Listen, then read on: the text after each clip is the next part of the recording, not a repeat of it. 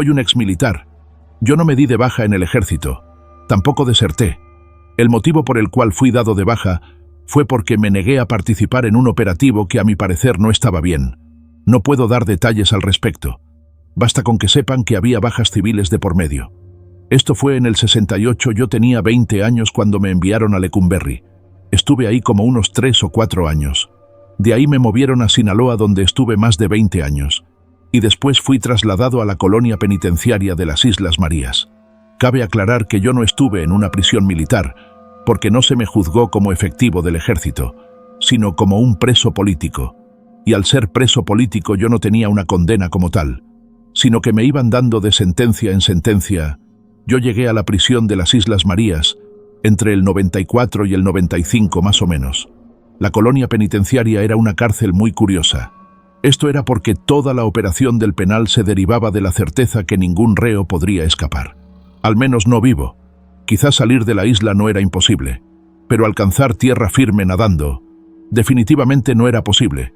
Así que partiendo de ese principio, toda la seguridad del centro se manejaba de una manera completamente diferente a cualquier otra prisión.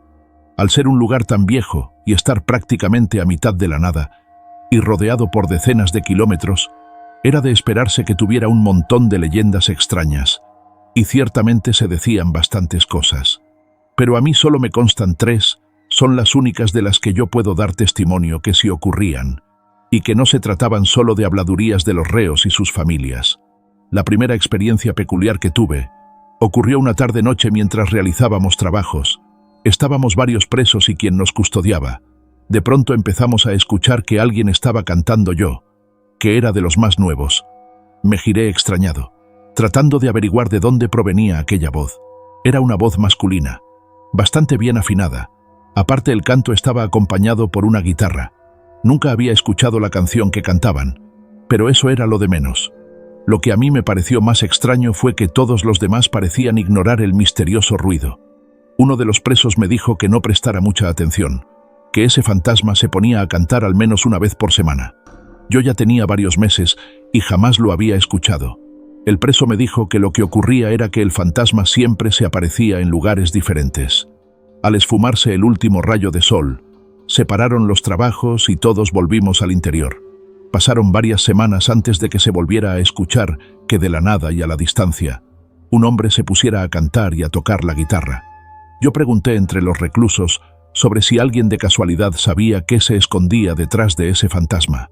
Nadie supo darme una respuesta concreta sobre el origen de esa cosa. Algunos decían una cosa y otros decían otras. En lo que la mayoría estaban de acuerdo es que se trataba del fantasma de un preso que había muerto ahí. Él, en vida, había sido una especie de músico ranchero. Se contaba que siempre andaba con una guitarra y le gustaba entretener a sus compañeros cantando. Al principio dije que las Islas Marías no eran un centro penitencial ordinario. Para empezar, no había muros rodeando las islas. A algunas familias se les permitía ser presos por voluntad propia, con tal de permanecer cerca de su pariente. Pero hay otro detalle, quizá minúsculo, pero al momento que fui trasladado aquí llamó mucho mi atención. Es que pude ver un edificio religioso, templo o iglesia, como lo quieran llamar, y en el punto más alto del cerro, una cruz. Soy un exmilitar. Yo no me di de baja en el ejército. Tampoco deserté. El motivo por el cual fui dado de baja fue porque me negué a participar en un operativo que a mi parecer no estaba bien. No puedo dar detalles al respecto. Basta con que sepan que había bajas civiles de por medio. Esto fue en el 68, yo tenía 20 años cuando me enviaron a Lecumberri. Estuve ahí como unos 3 o 4 años. De ahí me movieron a Sinaloa, donde estuve más de 20 años. Y después fui trasladado a la colonia penitenciaria de las Islas Marías. Cabe aclarar que yo no estuve en una prisión militar, porque no se me juzgó como efectivo del ejército, sino como un preso político. Y al ser preso político yo no tenía una condena como tal, sino que me iban dando de sentencia en sentencia. Yo llegué a la prisión de las Islas Marías entre el 94 y el 95 más o menos. La colonia penitenciaria era una cárcel muy curiosa. Esto era porque toda la operación del penal se derivaba de la certeza que ningún reo podría escapar. Al menos no vivo. Quizás salir de la isla no era imposible, pero alcanzar tierra firme nadando definitivamente no era posible. Así que partiendo de ese principio, Toda la seguridad del centro se manejaba de una manera completamente diferente a cualquier otra prisión.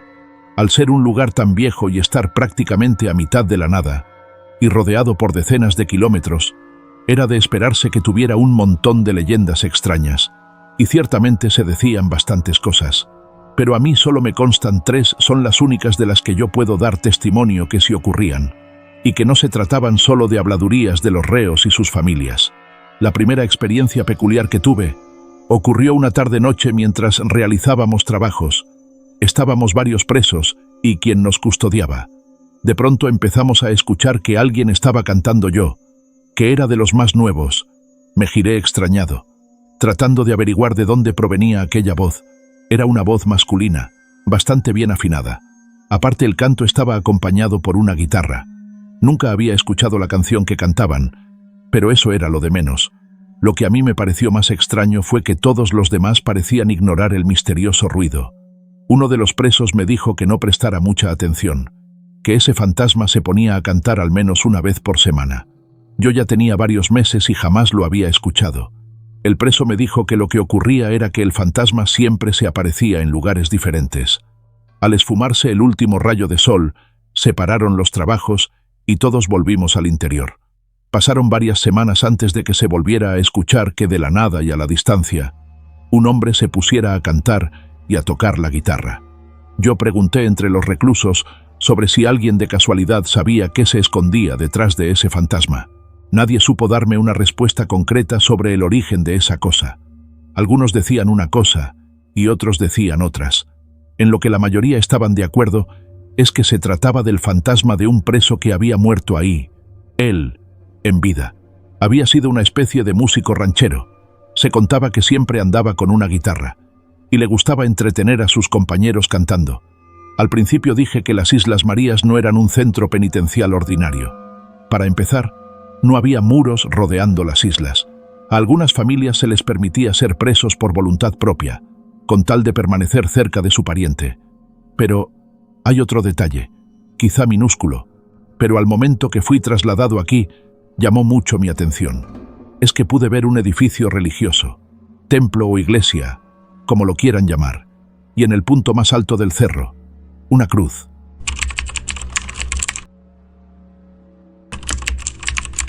El laberinto infernal.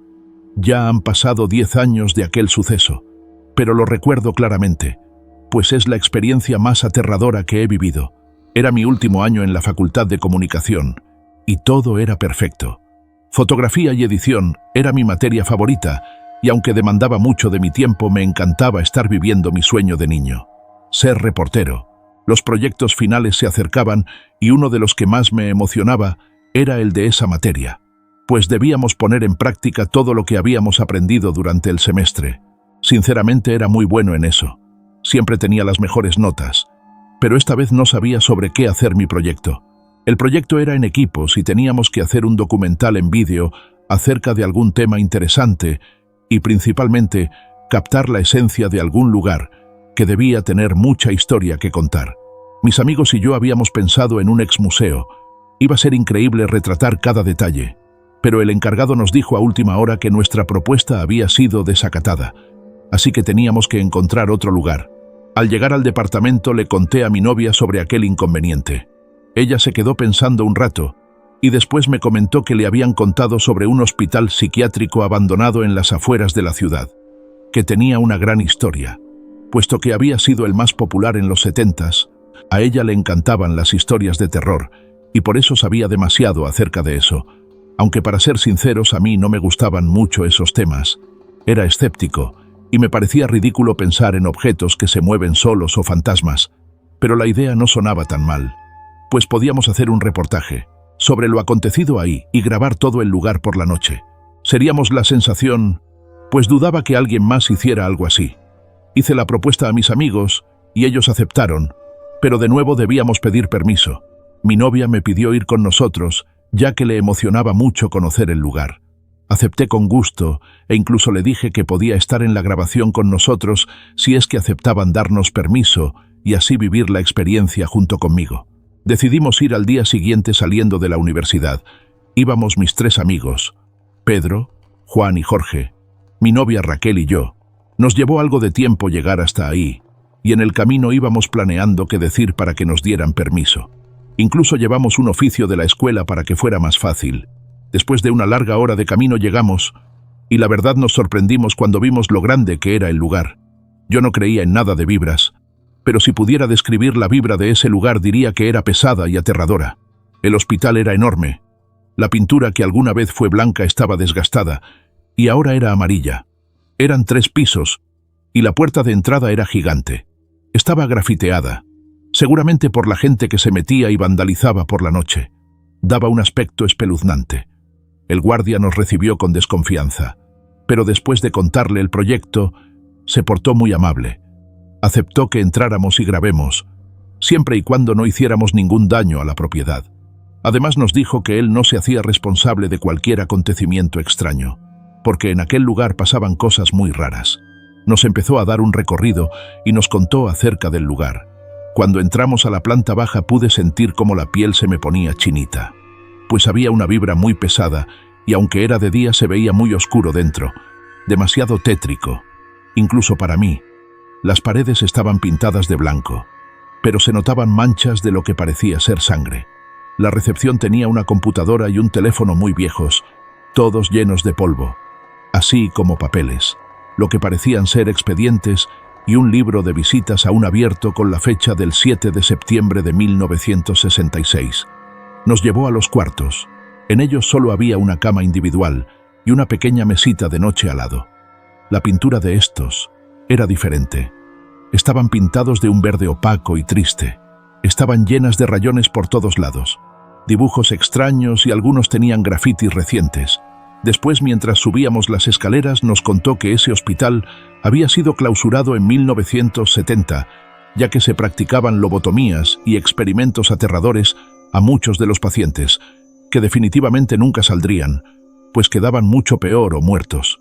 Experimentaban a través de electrochoques, de encierros con los miedos más grandes de los enfermos.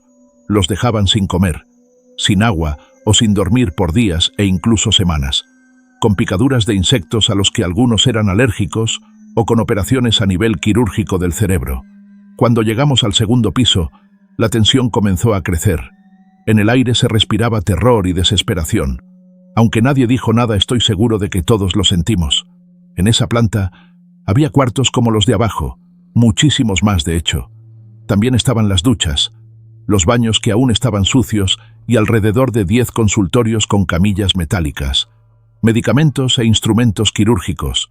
En estos lugares habían fotos de los médicos así como certificados colgados en las paredes. Pudimos notar que la foto de un médico en particular se repetía en varias ocasiones. Cuando le preguntamos al guardia nos dijo que aquel hombre había sido el director del lugar y que era quien practicaba los experimentos y las operaciones. En este tipo de hospitales no hay muchas ventanas. Nos explicó, pues podía darse el caso de suicidios. Solo existían 2 muy grandes y nos contó que todas las noches las cerraba y amanecían abiertas. Al finalizar, nos dijo que el recorrido lo podíamos hacer al día siguiente. Podíamos grabar, ya que era su noche libre y nadie los molestaría. Además nos iba a prestar unas colchonetas por si queríamos dormir. Y listo. Teníamos lo que podía ser el mejor reportaje de la carrera. Una experiencia increíble y aterradora. De regreso todos estábamos muy emocionados. Nos organizamos con lo que llevaríamos. Cámaras que instalaríamos en el lugar, micrófonos y, por supuesto, comida. Al siguiente día, Raquel me ayudaba a preparar lo necesario. Se nos había hecho algo tarde, pues habíamos ido al cine y a comer algo, así que íbamos con prisa. Mis amigos llegaron por nosotros y nos fuimos. Íbamos muy felices, porque ese sería el pase a no hacer el servicio social y a buenas notas en nuestra materia favorita. Llegamos, y el velador ya nos estaba esperando. Eran las 11:00 de la noche. Nos recibió con gusto y se puso contento cuando le dimos la comida que le habíamos comprado. Nos acompañó a instalar las cámaras, y no voy a negar que todo se veía muchísimo más aterrador de noche. Por un momento tuve el impulso de salir corriendo, pero no quise verme como un cobarde, aunque después de todo supe que todos ahí sentían lo mismo, y me arrepiento de no habernos ido. Instalamos todo, cenamos. Nos deseo buena suerte, y se fue a su casa. El lugar era muy grande y habían 1000 puertas, así que nos recordó que la única puerta de entrada y salida era la que estaba llena de grafitis. Comenzamos la grabación y el recorrido. Empezamos por la parte de abajo contando lo que sabíamos del lugar. Caminábamos muy despacio y sonreíamos a la cámara. Todo iba normal, hasta que llegamos al piso de arriba y pude sentir la pesadez en el aire. Pues a pesar de que teníamos las linternas, la oscuridad parecía consumir la luz cada vez más y el aspecto de aquel lugar, lleno de camas vacías, de paredes llenas de sangre e instrumentos quirúrgicos, resultaba horrible. Raquel nos dijo que la vibra era mala, puesto que en ese lugar hubo mucho sufrimiento, desesperación y locura, provocada o normal. Ya eran las 2:00 de la mañana y todavía nos faltaba recorrer mucho del lugar, pero ya estábamos muy cansados, así que decidimos dormir una hora para reponernos y seguir. Nos acomodamos en las colchonetas y descansamos. Fue difícil, pues los ruidos provocados por el eco nos ponían nerviosos. Pero al cabo de un tiempo, el despertador sonó. Nos levantamos y parecía que teníamos aún menos energía que antes. Nadie entendía por qué. Tomamos algo de agua y decidimos seguir. Llegamos al último piso. Pasamos por las 2 ventanas y nos dimos cuenta de que estaba abierta, aunque antes de irse el velador la había cerrado. Esto nos causó miedo, pero no dudamos en decirlo en el vídeo. La grabación quedó increíble. Terminamos alrededor de las 6:00 a... Eso marcaba el reloj, pero lo raro era que aún se veía oscuro. Quizá por el edificio. Decidimos separarnos para ir por las cámaras. Los chicos ya estaban cansados y Raquel estaba nerviosa.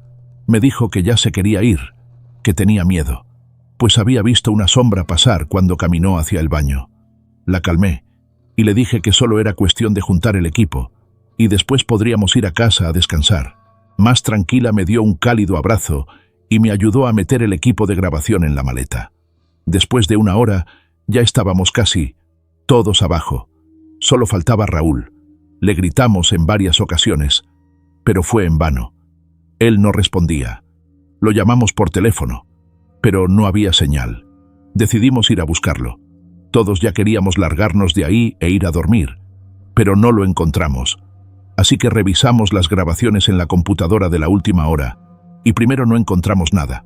Pero después de un rato, en el minuto 46, pudimos ver a Raúl caminando hacia una de las cámaras, hasta que algo invisible lo aventó con fuerza y lo arrastró fuera de ahí. Sorprendidos y muy asustados, pudimos notar cómo se nos ponían los pelos de punta. Raquel empezó a llorar. Estaba aterrorizada. Traté de calmarla, alentando a todos a buscar a Raúl, pero a pesar de todos nuestros intentos, no pudimos encontrarlo.